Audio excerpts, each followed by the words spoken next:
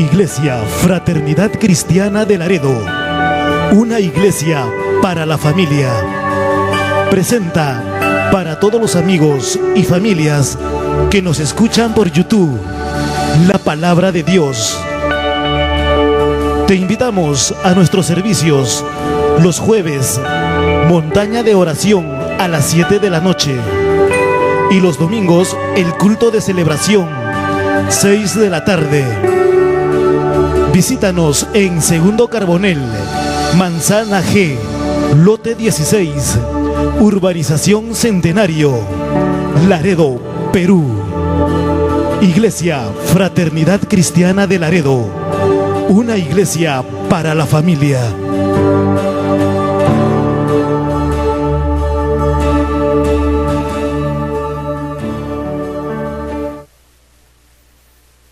Buenas noches, hermanos.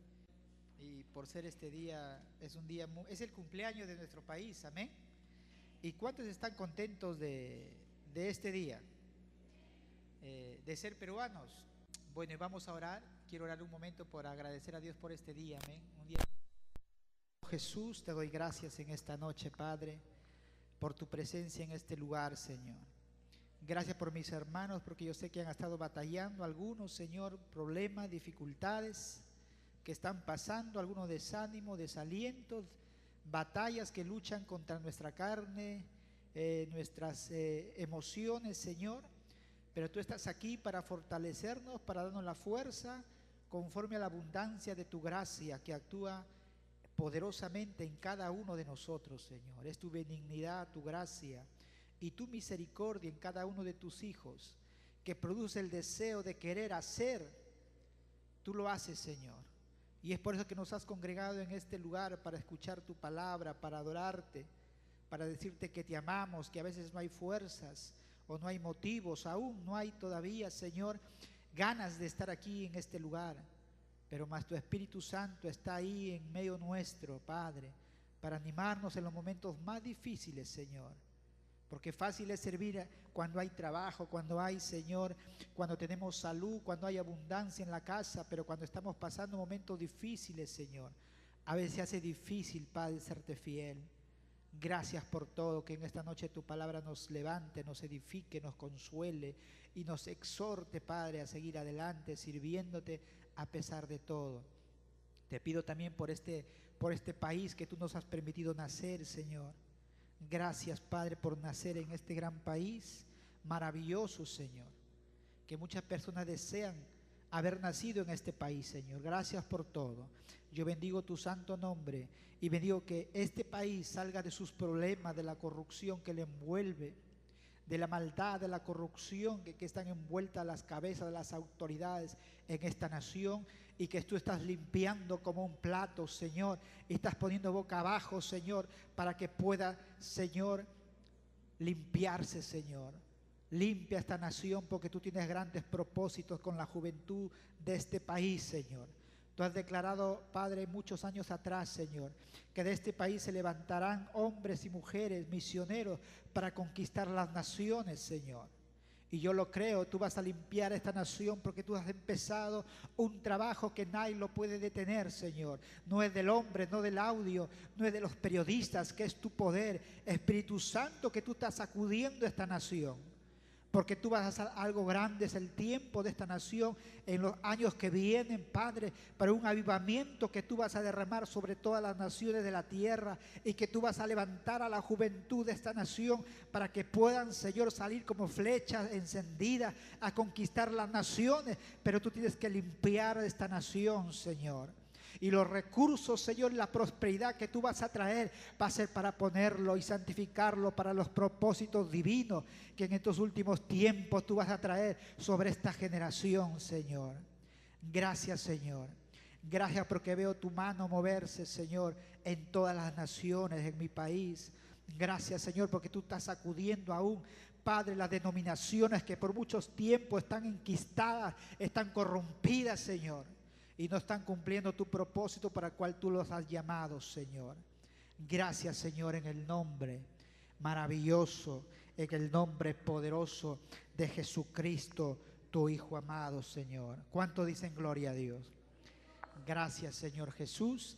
Y entonces en esta noche vamos a ver este video y de ahí voy a compartir la palabra del Señor. Pero bueno, lo importante es que que quería mostrarles yo es que eso lo han hecho en Arequipa. El otro que estaba acá lo habían hecho en Lima y habían estado todos con sus camisetas peruanas, todo eso, ¿no? Había Checoslovaquia, había venezolanos, había de diferentes países, colombianos, que se habían casado con peruanas y que habían radicado ahí.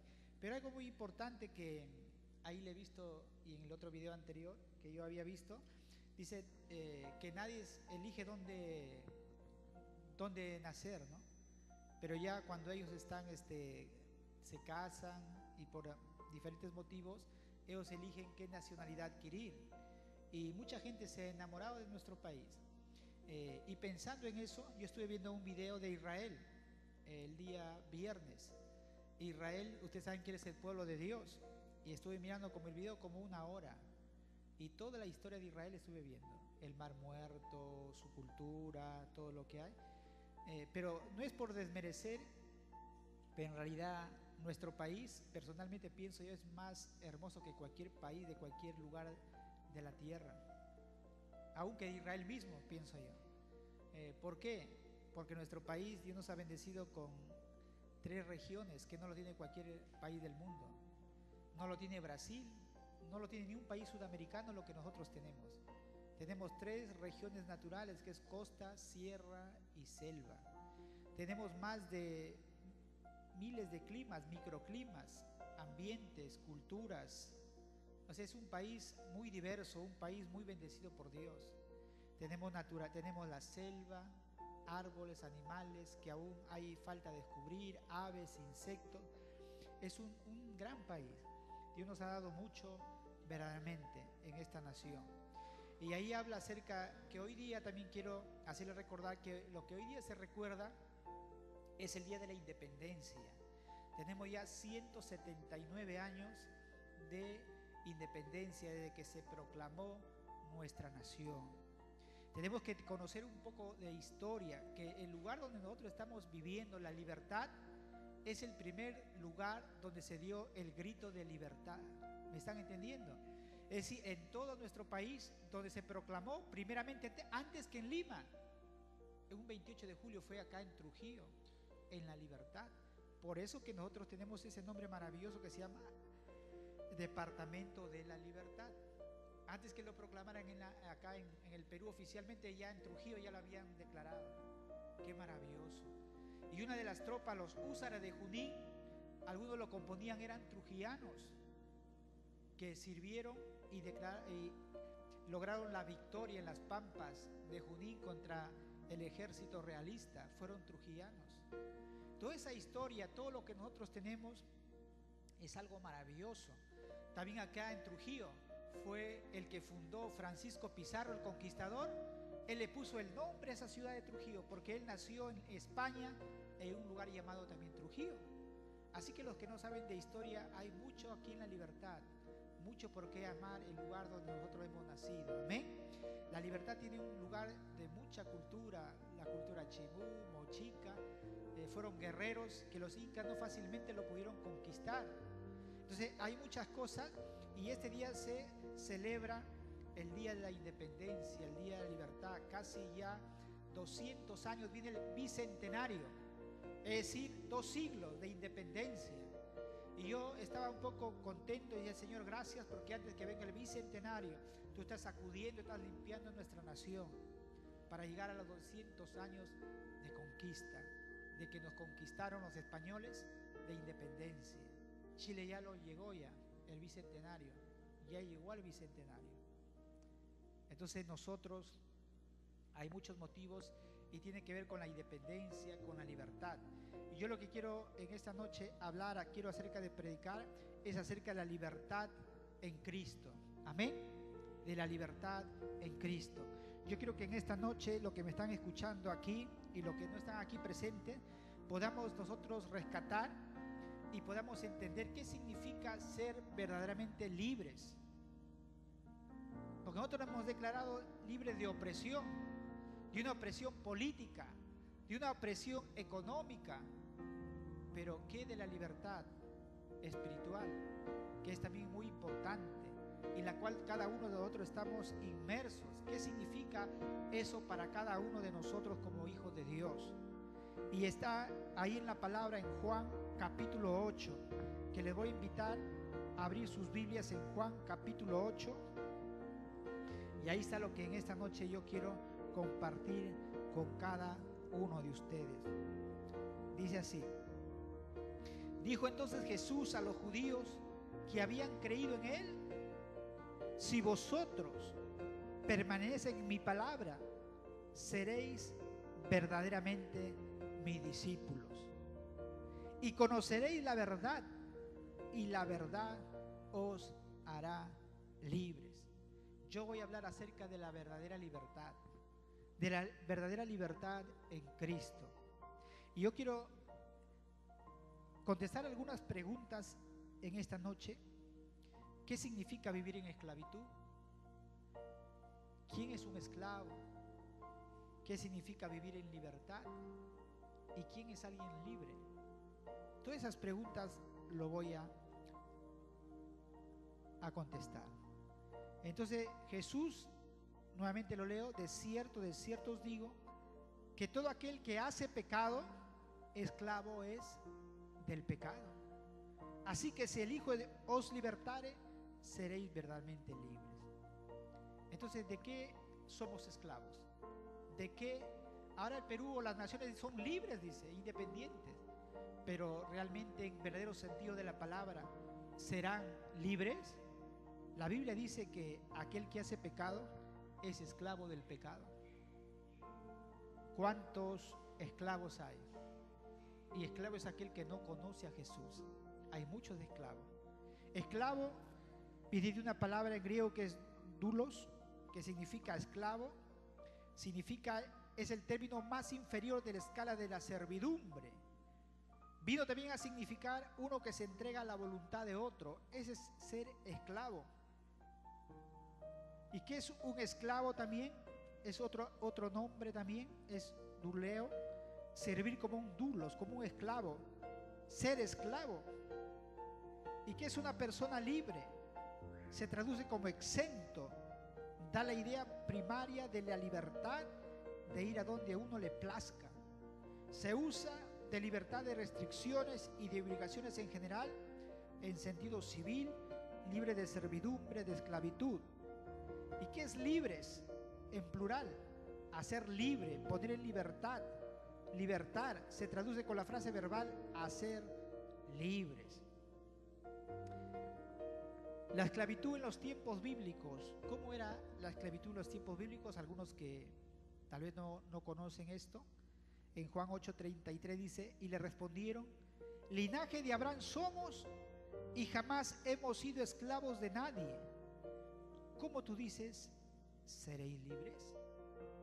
Miren lo que estaban cuando Jesús dice esas palabras: y conoceréis la verdad, y la verdad os hará libres. Estaba frente a un auditorio de muchos judíos que estaban orgullosos de su linaje, de ser el pueblo, la nación escogida, y le responden a Jesús, le dice: nosotros somos linaje, descendientes de Abraham, y jamás hemos sido esclavos de nadie. ¿Cómo dices tú, seréis libres? Pero eso era mentira. ¿Por qué era mentira? Porque ahí en el tiempo de Jesús, que él refiere estas palabras, el pueblo de Israel estaba bajo el imperio romano, pagaban impuestos. Entonces, ¿era libre o no era libre? No era libre. Estaba bajo el vasallaje de un imperio como Roma. Así que lo que ellos estaban diciendo por orgullo no era del todo correcto. En tiempo de nuestro Señor Jesucristo, la esclavitud era algo común. En aquel tiempo había esclavos. En esos tiempos el imperio romano gobernaba todo el mundo conocido, y la sociedad romana fue esencialmente constituida por esclavos. Es decir, en aquel tiempo cada persona, cada potentado, cada persona que tenía esclavos. Recuerden que Abraham tenía esclavos. En el tiempo de de Pablo había esclavos. En el tiempo de Job había esclavos, tenía siervos, siervas, y la economía estaba basada en esa fuerza laboral que era de los esclavos. Entonces era un sistema de clases donde el esclavo constituía la base más inferior, más baja de la sociedad, los esclavos. Entonces la esclavitud en aquella institución jurídica por lo cual un individuo se encontraba en calidad de una cosa, era considerado como una cosa que le pertenecía a otra, quien esa persona podía disponer libremente a su antojo, como si se tratara de cualquier objeto de su patrimonio. Esa era la situación. Y ustedes preguntarán, ¿pero fue al principio así? ¿Dios realmente hizo a los esclavos? Cuando hizo a nuestros primeros padres, ¿por qué la sociedad sucumbió a un estado así? Y nosotros vamos a hallar siempre la respuesta, que todo está en el corazón del hombre. Eso era la situación en aquel tiempo. ¿Y cuál es la esclavitud en nuestro tiempo? Cuando Jesús dice: de cierto os digo, que todo aquel que hace pecado, esclavo es del pecado. La esclavitud hoy en día ya no sigue vigente. En ciertos países sí, remotos, pero todavía lo hay. Pues casi hoy día, entonces, ¿de qué es ese esclavo hoy en día? Nuestro Señor Jesucristo, en la palabra de Dios, en el capítulo 8, verso 24, nos dice que aquel que peca, aquel que está en pecado, es esclavo del pecado. Un ejemplo más concreto: la persona que está en la borrachera, la persona que su pecado es la borrachera, ¿cuál es esclavo de qué? Es de la bebida. Es por eso que esa persona no puede dejar la bebida. Y hay alcohólicos anónimos, ¿o no? ¿Por qué? Porque es esclavo de su pecado, de su vicio. La persona que es, por ejemplo, drogadicta, es muy difícil salir. ¿Cuántos han escuchado a una mujer que es famosa, Demi Lovato, ¿no?, que ha cantado con un tal Fonsi, ¿no? Ustedes dirán, ¿cómo el pastor sabe bastante? Es que me gusta leer las noticias. Y ellos han hecho una canción que dice "Échale la culpa", ¿no?, que es muy famosa en todo el mundo. Y esta mujer ha sido internada por sobredosis de consumo de heroína. Esta mujer aparentemente tiene todo: tiene fama, tiene belleza, tiene dinero, tiene la admiración de mucha gente, pero no es feliz y es esclavo de su pecado. Y para encontrar paz, tranquilidad, tiene que recurrir a elementos externos que generen esa emoción, ese éxtasis que muchas veces la gente necesita. Y a consecuencia de eso ella se ha vuelto esclava, es esclava de su pecado, de su vicio. Eso es lo que Jesús quería decir. Ahora, no podemos decir nosotros: no, pero yo no soy esclavo. Ya Ramón Castilla rompió las cadenas de la esclavitud hace mucho tiempo aquí en el Perú, oficialmente Ramón Castilla, de los negros que le llaman. Pero ahora hay alguna esclavitud más fuerte, más poderosa. Es una esclavitud que la gente no puede romper esas cadenas y deshacerse fácilmente. ¿Me están entendiendo? Es algo que tienen que intervenir alguien, un poder superior. Voluntariamente nosotros no podemos romper esas cadenas de esa esclavitud, del pecado que nos acecha.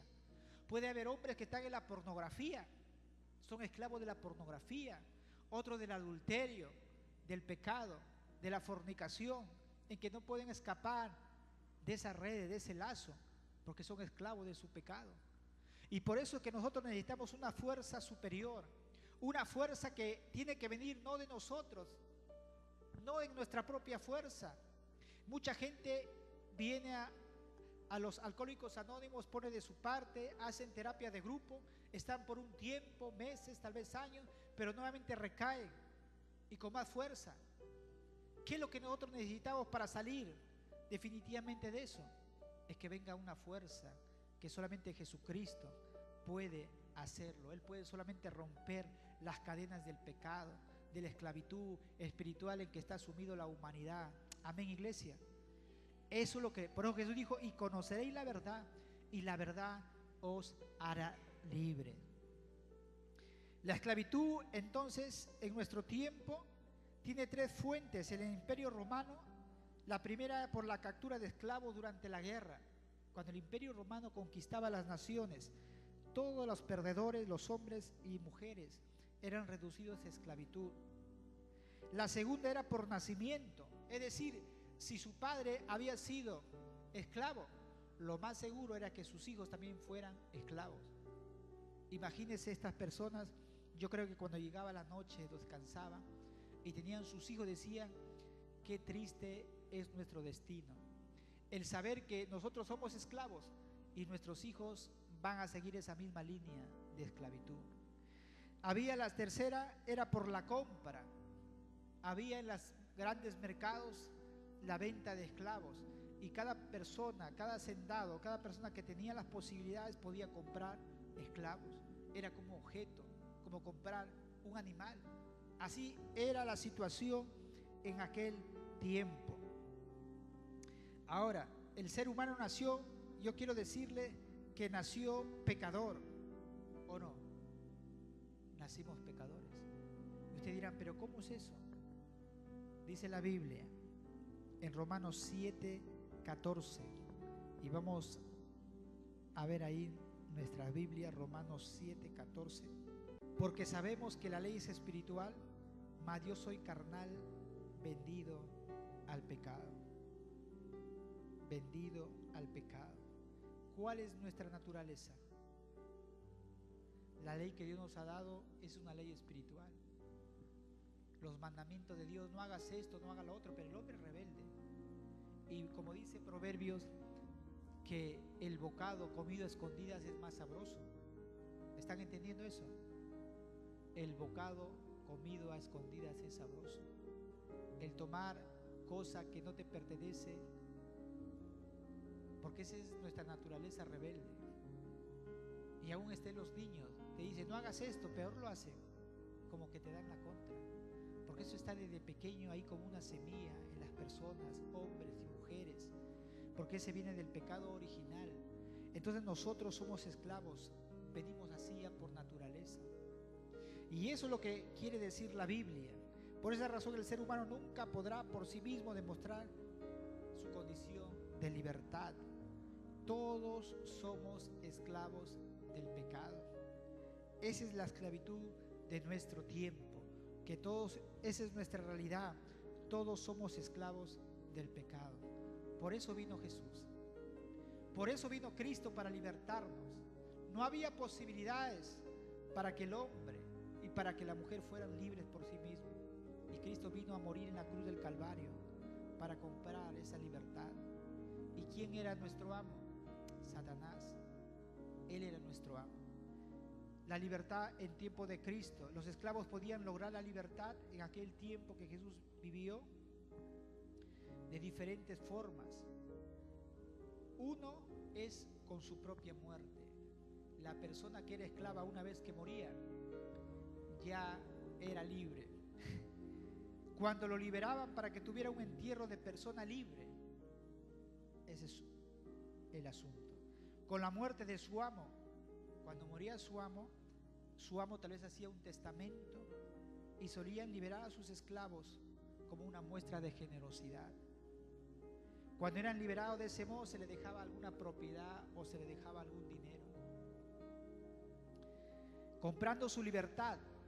Pero este era algo difícil de conseguir, ya que no tenía derecho a la propiedad y era muy probable que tampoco dispusiera para poder pagar por ella. Por declaración ante un magistrado, amo y esclavo defendían su libertad ante un magistrado, y si era aceptada se le ponía un bastón en la cabeza como señal de su libertad. Eso era en el tiempo de Jesucristo.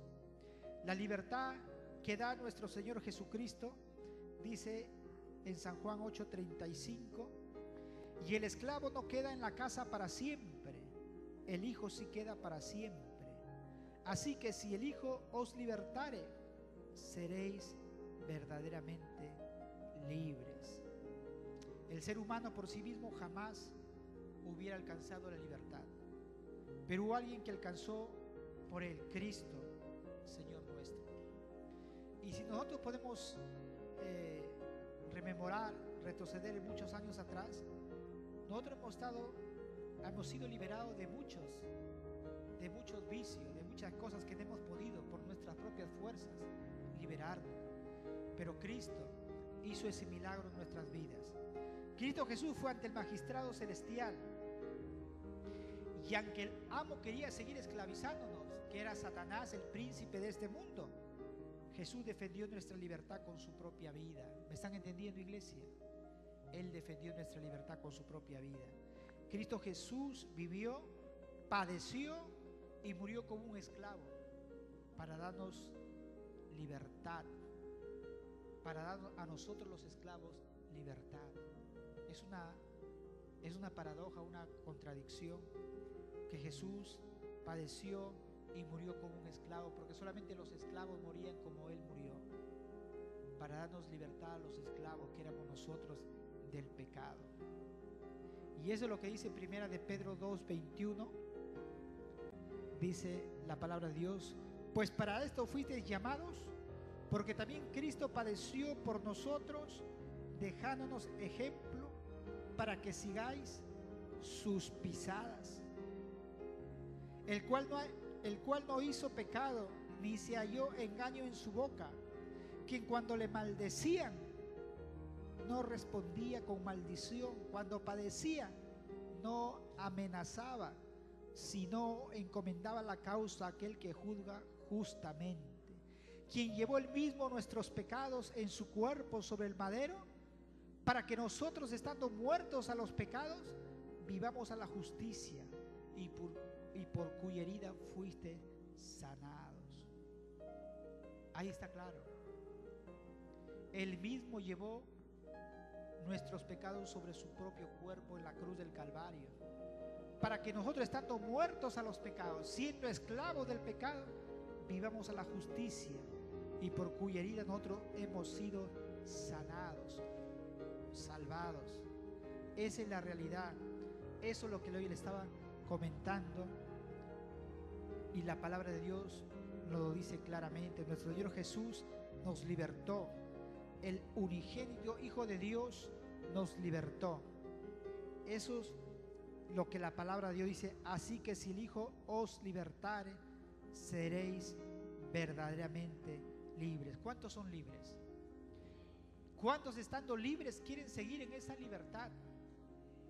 Porque yo quiero decirles una cosa, hermano, que yo voy a continuar acá en esta noche. Una vez que Jesús nos hace libres, hemos aceptado a Jesús como único y suficiente Salvador, y Él nos ha liberado de nuestros vicios. Personalmente, a mí Dios me liberó de mis vicios también. Yo no podía, humanamente. Dios lo hizo. Hizo un milagro en mi vida. Pero a veces pensamos que Dios ya nos liberta y listo, ahí queda todo. Eso no enseña la palabra de Dios. Y tenemos que empezar a discernir, porque muchas veces hay un personaje que trata de hacernos volver al yugo de la esclavitud del pecado. ¿Cómo se llama? ¿Cómo? Satanás, ¿no? Pero ¿saben una cosa? Mi lente es por ahí dejado. Pero ¿saben una cosa? Tenemos que entender que no solamente es Satanás. Yo he escuchado, por ejemplo, dicen: Satanás me hizo, Satanás lo otro. Satanás me hizo lo otro. Esa es parte de la verdad. Pero no todo es Satanás, por si acaso. ¿Saben quién es? Es nuestra concupiscencia. Es nuestra naturaleza caída. Que cuando nosotros estamos en Cristo, que cuando nosotros dejamos de leer la Biblia, se levanta. Cuando tú dejas de ayunar, cuando tú dejas de examinar tu corazón. ¿Y qué es examinar el corazón? Estuve conversando con los jóvenes en esta mañana y les decía que examinar el corazón es cuando, por ejemplo, como yo lo hago, tú lo puedes hacer de diferentes maneras. Estoy en el día muy ocupado haciendo tantas cosas, como ustedes seguramente lo están, las mujeres en el mercado, en la cocina, ajetreados. Pero llega un momento que ya en la noche todo se calma, las luces, el bullicio, y examinas tu corazón y dices: Dios mío, ¿cómo está mi vida espiritual? ¿Cómo estoy llevando mi vida? Tal vez hay un resentimiento, tal vez mi corazón no está limpio, tal vez la actitud para con mi pareja no es la correcta, tal vez estoy haciendo cosas indebidas. Y es el Espíritu Santo que nos está redarguyendo, y nos sentamos y empezamos a examinarnos y nos damos cuenta que lo que estamos haciendo no es correcto, y le pedimos perdón a Dios y decimos: Señor, perdóname. Y nosotros tenemos que entender, esa es siempre la batalla del cristiano. En el himno que estábamos cantando decía, y yo quiero decirles, hermanos, y hacerles recordar que siempre en esta vida vamos a tener que estar tomando nuestra cruz. Amén. Siempre. Nunca lo vamos a dejar. ¿Cómo tomas esa cruz? Hay batallas, luchas en nosotros, en nuestra mente. Aquí empieza todo. Y aquí tenemos que nosotros vencer. Pero ¿cómo tú lo vas a vencer?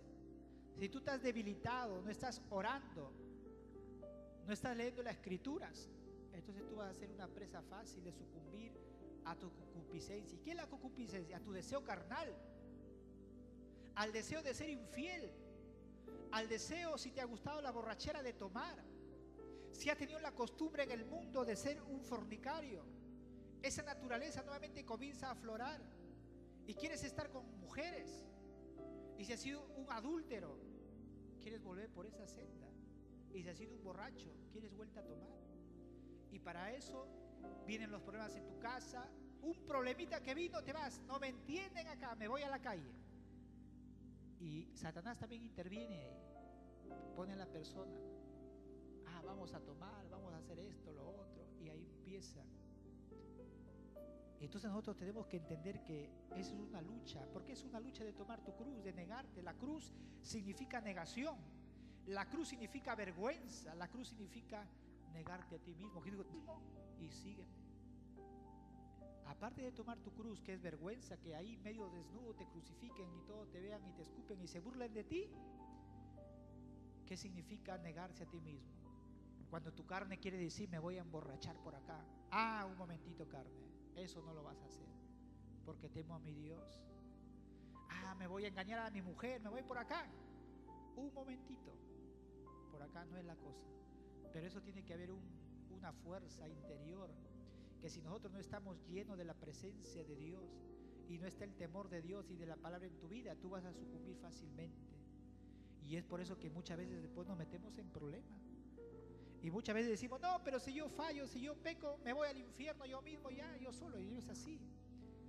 Yo le decía a los jóvenes, le decía a Jeremis: si tú caes, si tú fallas al Señor, si tú te vas a dar la espalda al Señor, te vas, tú vas a defraudar a tu madre, a tu padre. Y hay una pequeña que te está mirando, que es Abigail.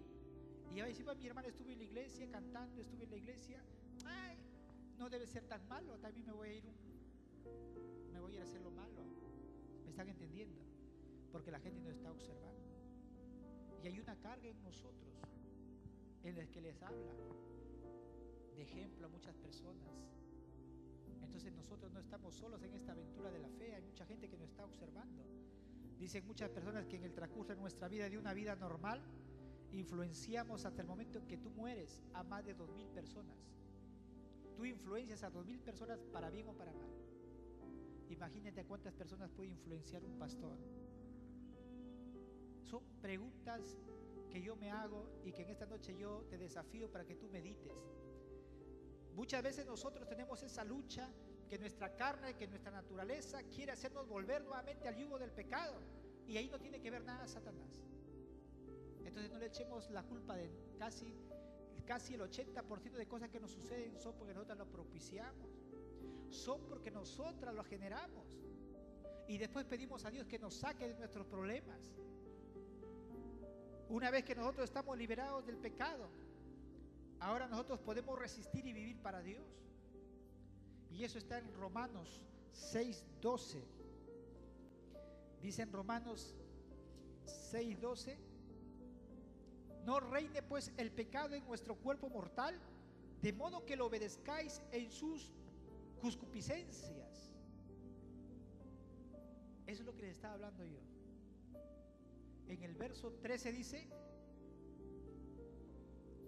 ni tampoco presentéis vuestros miembros al pecado como instrumentos de iniquidad, sino preséntense vosotros mismos a Dios como vivos de entre los muertos, y vuestros miembros a Dios como instrumentos de justicia, porque el pecado no se enseñoreará de vosotros, pues no estáis bajo la ley, sino bajo la gracia. Cuando yo estoy en Cristo, y cuando yo estoy yendo a la iglesia, y cuando yo estoy sirviéndole a Dios, y cuando estoy ahí, entonces no va a reinar el pecado en mí, en mis miembros, en mi cuerpo. La concupiscencia se va a apagar. Pero cuando yo no estoy en comunión con Dios, cuando yo estoy en contacto con Dios, en la intimidad con Dios, entonces la concupiscencia, mi carne se levanta y quiere hacer las cosas que estuvo haciendo en el pasado. Y esa es la lucha. Y si tú no quieres tener esa lucha y tienes que tener a raya esa naturaleza y se haga fácil tu caminar en Cristo, porque eso es ser un cristiano carnal. Y hermano, el cristiano carnal es un cristiano que no vale la pena vivir. Es un cristiano, hermano, es como si la persona, les pongo un ejemplo, es como si la persona trabaja, por ejemplo, trabaja, tiene plata, y como ya tiene plata, dice: ya no voy a trabajar. Y ve que ya se acaba la plata y dice: ahora sí voy a trabajar. ¿Sí me está entendiendo? El cristiano carnal vive así. Vive de tumbo en tumbo, luchando con su naturaleza. Cayó en un pecado, tomó, bebió, y Señor, perdóname, Padre.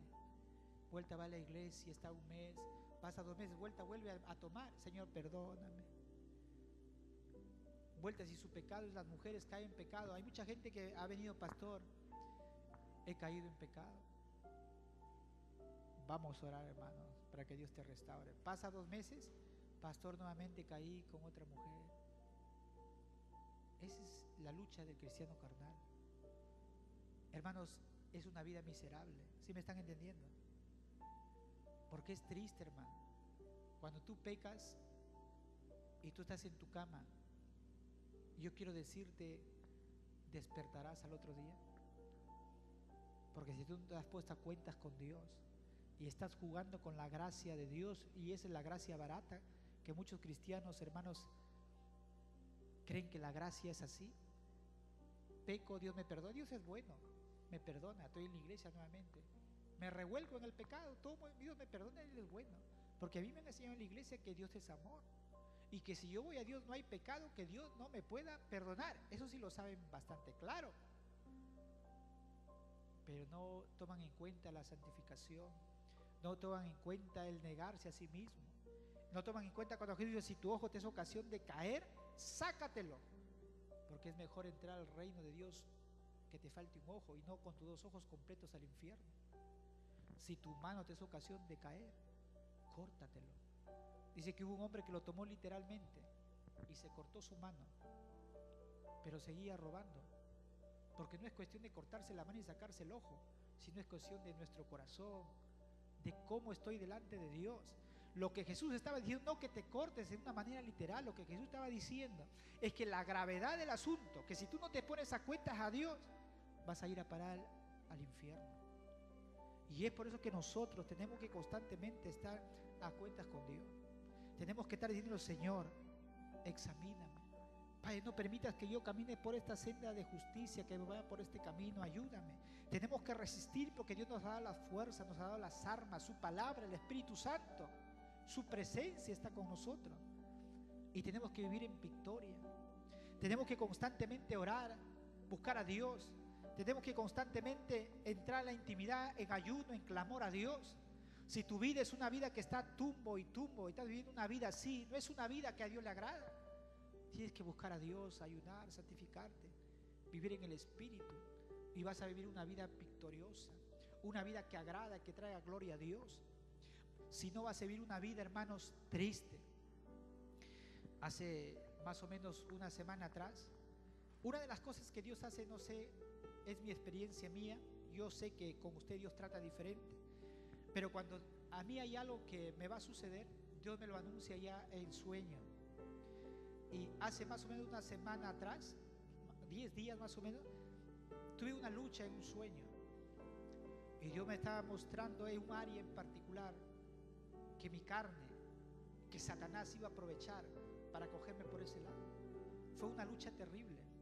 Ya estaba cediendo, pero ya en los últimos, cuando me faltaban las fuerzas, comencé a clamar a Dios y comencé a reprenderlo en el nombre de Jesús.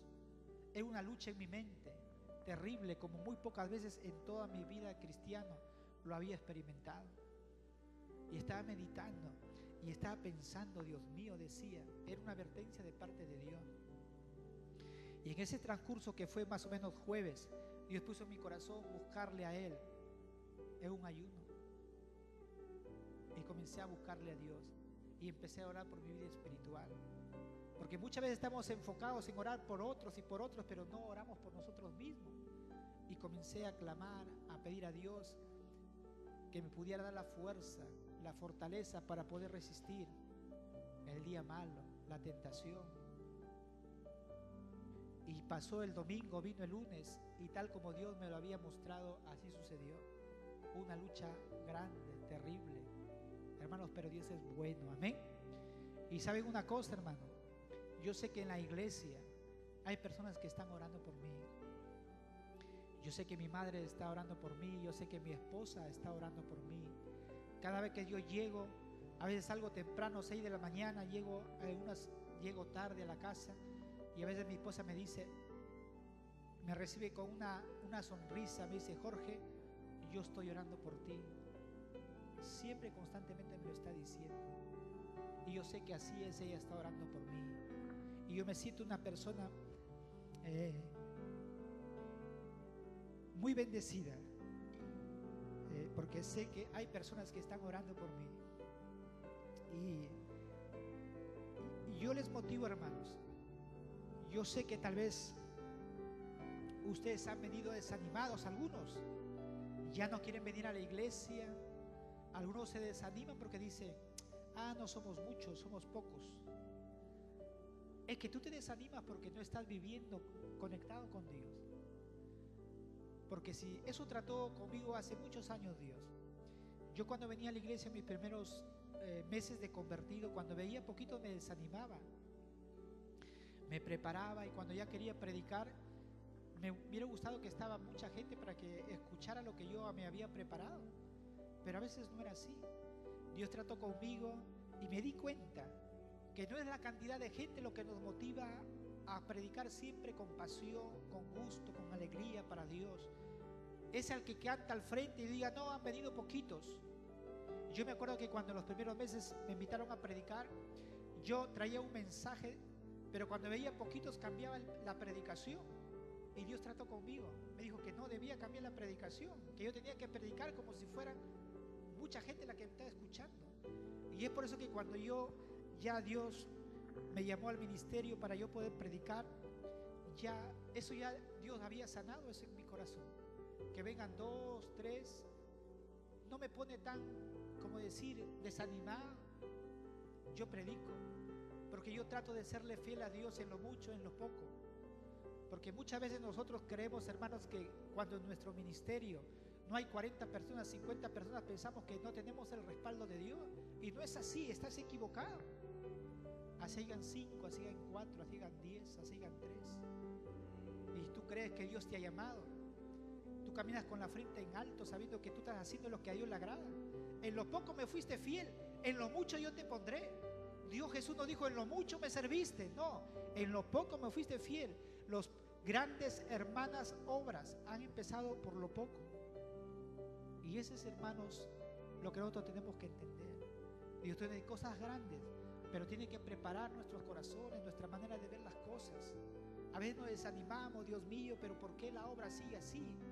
Eso yo me respondía hace muchos años. Pero lo que a mí me ha sostenido por muchos años es saber que Dios está conmigo, es saber que Él me cuida, me guarda, el saber que tiene un propósito para cada uno de nosotros. Y esa libertad que nos ha dado tenemos que conservarla, amén, con uñas y dientes. Para mí como pastor es una lucha, hermano, porque yo quiero decirte que Satanás está más interesado en destruir las cabezas, con muchas armas, con muchas artimañas, de destruirnos, de desanimarnos, porque somos hombres como cada uno de ustedes. Como usted, yo también me desanimo. Pero cuántas veces yo he tenido que pasar momentos muy difíciles y me han visto decaído, o me han visto triste, con ganas de decir, hermano, predica tú, no puedo, estoy pasando problemas. Nunca en mi boca saldrá eso, porque el que me ha dado la fuerza y la fortaleza ha sido Dios. Él me ha sustentado en los momentos más difíciles de mi vida.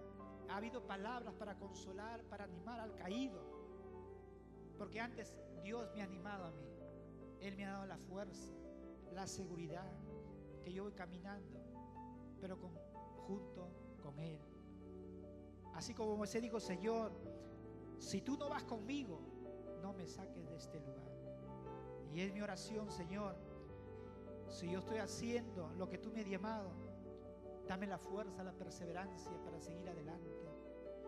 Y yo sé, hace muchos años le dije, y hace poco tiempo, meses, dije, Señor, si mi vida no trae gloria a ti, no merezco vivir. Y eso no lo hago, es una palabrería, es algo que lo hago pensando y consciente. Es porque yo soy consciente que cada vez que yo hago, miro, hablo, observo y analizo mi corazón, sé que si yo estoy haciendo algo malo, me costaría la vida. ¿Sí me están entendiendo? Porque es algo que yo le he dicho a Dios. Entonces, hermanos, nuestra vida tiene que ser para darle la gloria a Dios. Tenemos que resistir al pecado.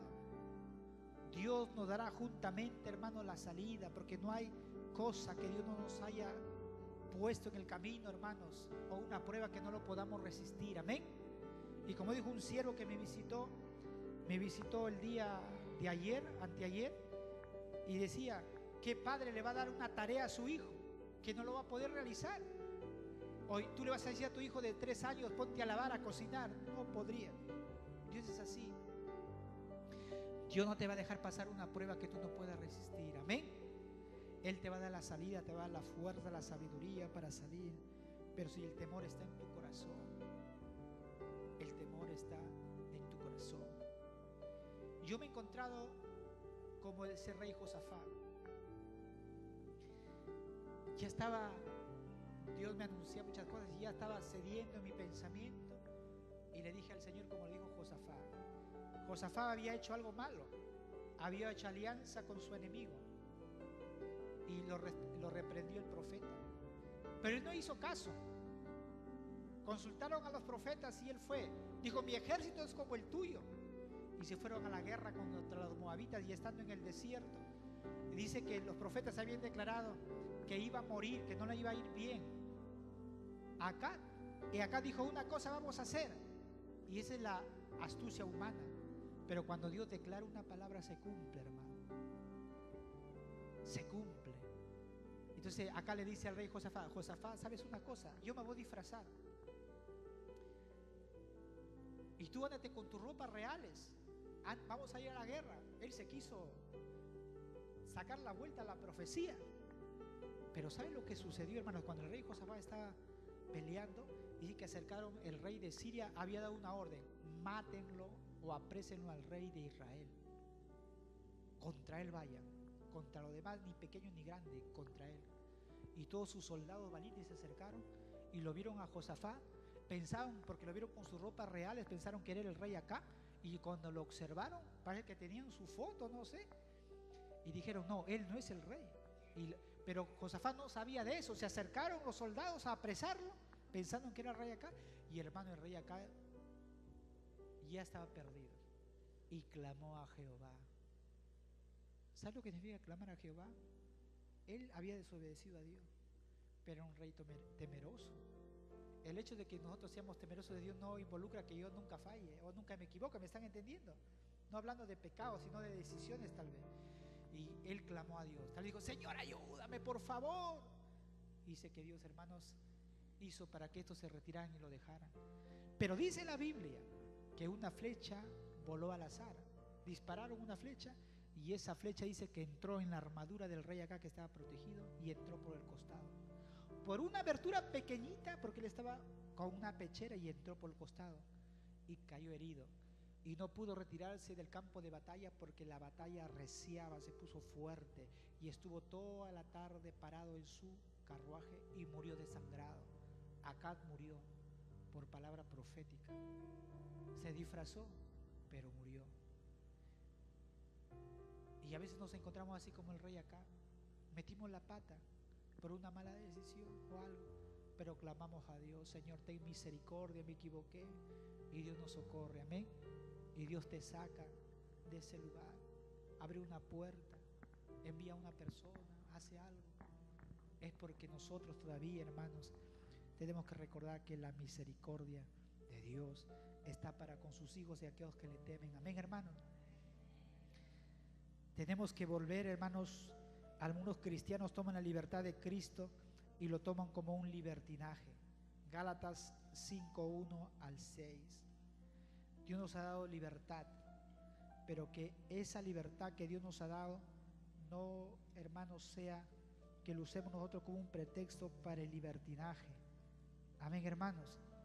Algunos dicen: la Biblia no condena esto, lo otro, así que lo voy a hacer. Y entonces nosotros tenemos que tener en Gálatas, no debemos confundir nuestra libertad con libertinaje, ni tomar como pretexto la libertad para el libertinaje.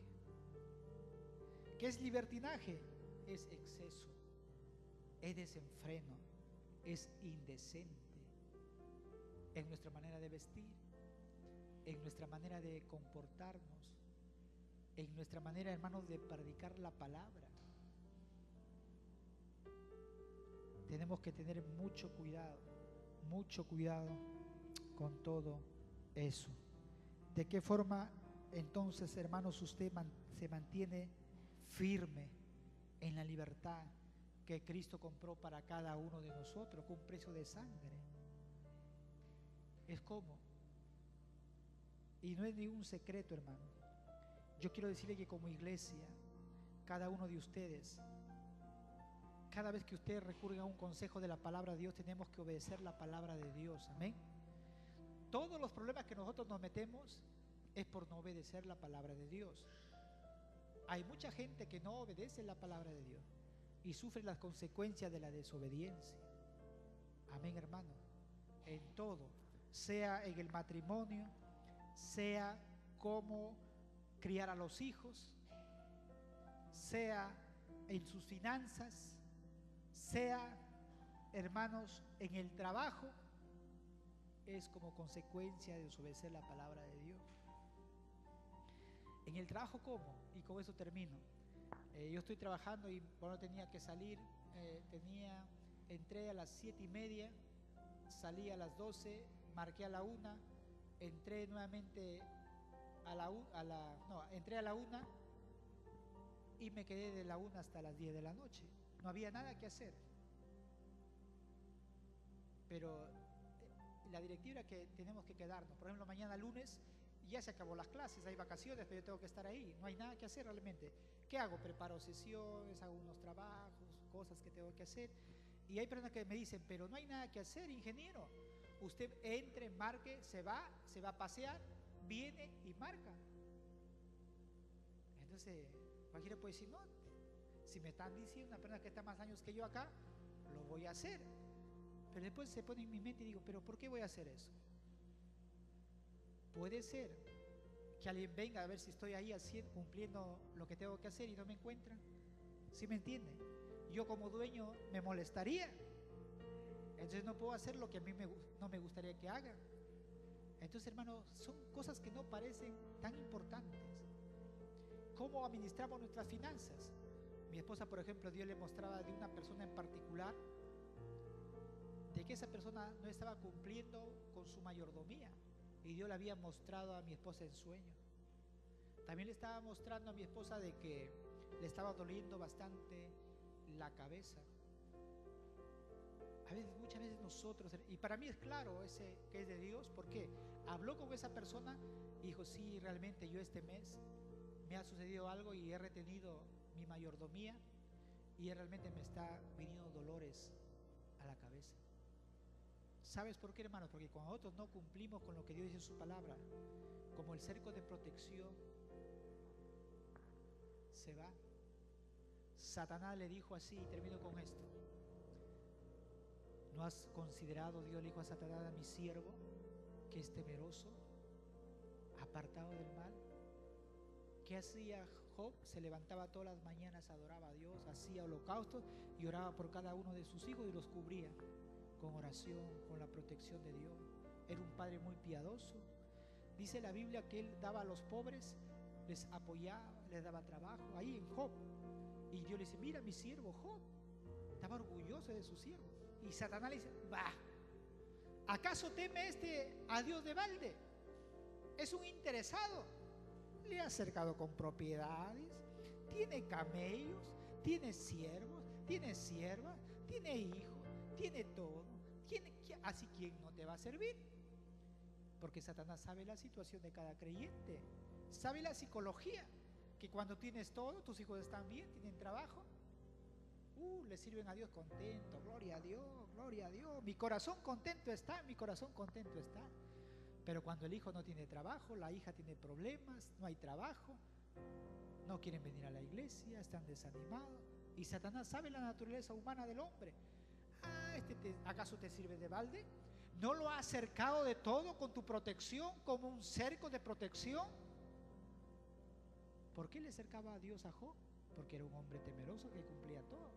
Cuando nosotros no cumplimos lo que nosotros tenemos según la Biblia, entonces abrimos un forado, un hueco en esa muralla, y Satanás mete la mano, nos mete la enfermedad, nos mete el temor, nos mete la ruina, nos mete la escasez, nos mete la enfermedad. ¿Me está entendiendo, hermano? Y es por eso que nosotros, hermanos, somos sabios cuando nosotros obedecemos esta palabra de Dios. Esta palabra de Dios, hermanos, tenemos que seguir firmes en el nombre de Jesús. Aquel que está desanimado, tomarse de la mano de Cristo, seguir adelante. Señor, voy a seguir adelante. Señor, me voy a levantar. Si esta palabra te ha hablado, si esta palabra te ha animado, si esta palabra te ha exhortado, dale gracias al Señor, porque Dios te ama. Dios te ha hablado en esta noche. Dios sigue hablando a su pueblo, amén. Dios sigue hablando a su pueblo. Dios les bendiga, hermanos. Vamos a orar, hermanos. Gracias, Jesús. Gracias, la gloria y la honra sea a Jesús. Vamos a orar. Y si tú quieres pedir perdón a Dios porque estás triste, porque estás desanimado, el Espíritu Santo está triste, pero en esta noche dile: Señor, me voy a levantar en el nombre de Jesús, voy a ser una mujer, un hombre diferente. Cierre sus vistas, voy a orar por la iglesia en esta noche unos minutos aquí. Y puedes poner una música, no sé, de fondo y decirle: cierren sus vistas, voy a orar por la iglesia. La presencia de Dios está aquí. Amado Jesús, te doy gracias por esta palabra, Señor. Te doy gracias, Padre, porque tú eres fiel. Aunque el hombre sea infiel, tú eres fiel. Tu fidelidad con mi vida, con mi hogar, con mi familia. Gracias, Señor, por tu palabra. Yo oro por esta iglesia, por mis hermanos, aquellos que han venido desanimados, cansados, aquellos que han venido tristes. Tú le das, Señor, una nueva vitalidad en el nombre de Jesús. Espíritu Santo, sopla sobre los huesos secos, sobre nuestra alma triste, sobre aquel espíritu quebrantado, sobre aquella persona que no tiene fuerzas para seguir adelante, porque ve su situación, porque ve, Señor, a su familia pasando momentos difíciles, a sus hijos, porque le han dado la espalda a Dios. Hemos, Padre, cambiado a fuente de agua viva y hemos, Señor, cavado en lugares y hemos llenado nuestras aguas en cisternas rotas. Hemos dado la espalda a tu palabra. Hemos descuidado nuestra vida de oración, nuestra vida de intimidad con tu presencia. Y después nos quejamos de que todo nos sale mal, de que no hay una respuesta, que no hay algo. Pero en esta noche, Espíritu Santo, ten misericordia de tu iglesia. Somos polvo, Señor. Somos débiles, Padre, que necesitamos de tu fuerza.